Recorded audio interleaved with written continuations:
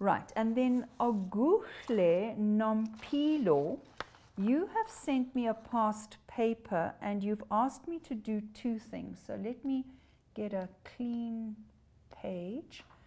Okay. And the first thing you want is we have to rewrite something in the simple future tense. Okay, so I could do tenses for the rest of the afternoon and just go straight into the maths lesson. What you've got to find is the finite verb.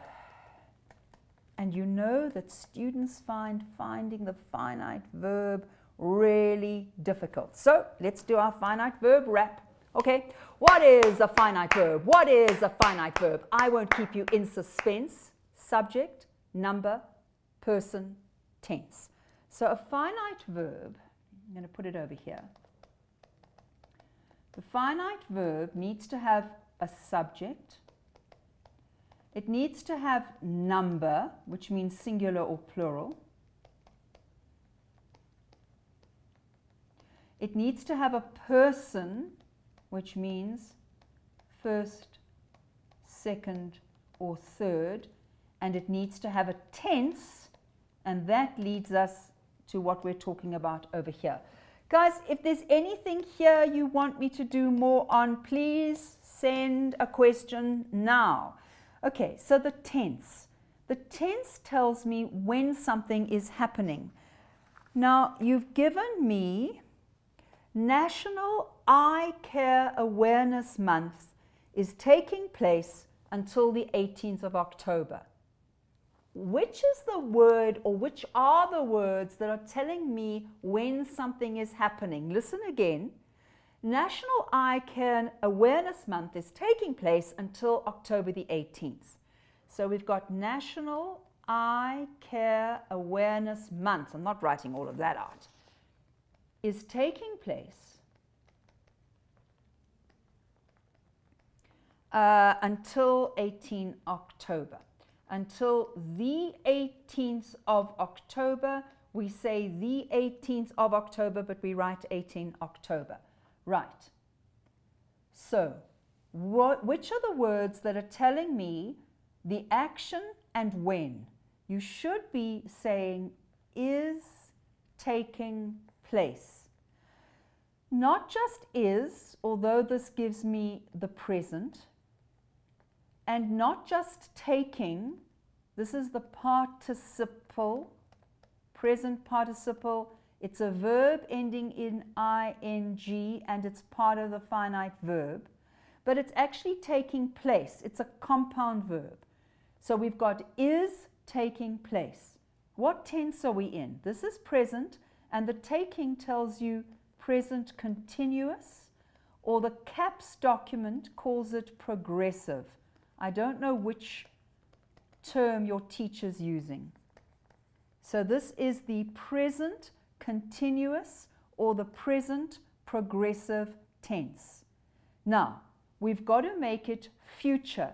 Do they want it continuous? No, they don't. They want it simple. So how do we show the future in English? We use shall or will. Go with will. Everybody's using will these days. Only English teachers know about shall, so use will. So the NECAM will now. If we made it continuous, it would be will be taking place, but they don't want it continuous. So it will take place until 18 October. Okay, so Oguhle Nompilo, are we okay with that? If we're not, send a message now and say, no, Janet, there's a problem. Then you asked me, okay, let me get a clean page. So what they do in FAL exams is they ask you, they give you a sentence, they put a word in brackets, and they say, give the correct form of that word. So you have to recognize they've given you the word in one form, but they need it in another. In home language papers, they'll say to you something like, give the noun form of. And I've also seen this in foul papers. Give the adverbial form of. Give the adjectival form of. And I have seen that in foul. But usually in foul, they do what they've done here. So, this is the sentence. Make your eye health and then they've put prioritize in brackets. Okay, so this is a verb. I prioritize. What are we prioritizing at the moment? Lockdown, safe distances between us if we go out, all of that. That's what we are prioritizing, trying to flatten the curve, okay? That is a verb. So Becky Cele is prioritizing blah, all right? The Minister of Health is prioritizing blah, blah, all right? It's a verb. But when you've got a in front of something, it's going to give you a noun. Think about it in English. We say a pen, a piece of paper, I don't know, a watch, a jersey.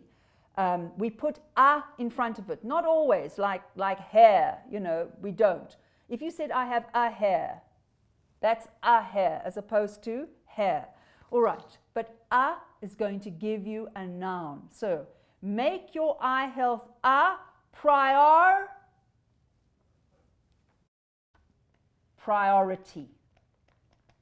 It's the noun form, all right, of the verb prioritize. Okay, apparently you didn't want anything else on this paper. Oguhle Nompido, you don't want me to do, can I just do one you haven't asked for, but you know it comes up all the time in foul.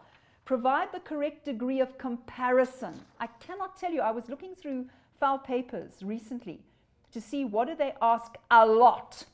And let me tell you, they ask degrees of comparison a lot. It's almost in every single paper. So just in case somebody else out there is having difficulty.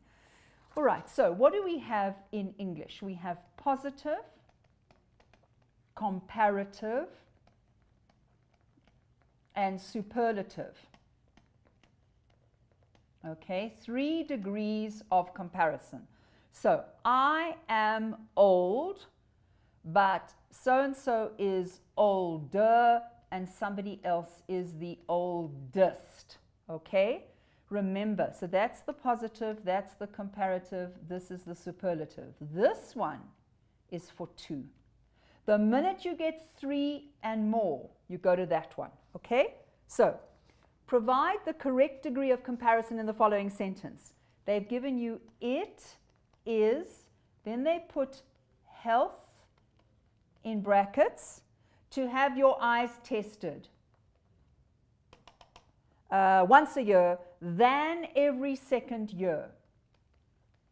Than every second year. Do you see we are comparing 2 things? Do you see? We're comparing getting your eyes tested now and getting your eyes tested in another year. So it is healthier. Apparently we've got another question. Lovely. What is it? Let me get a clean page. Right. What do you want to ask and who is it? Oh, we're going to have an ad break first. Oh, how sad. All right, we're going to go for an ad break.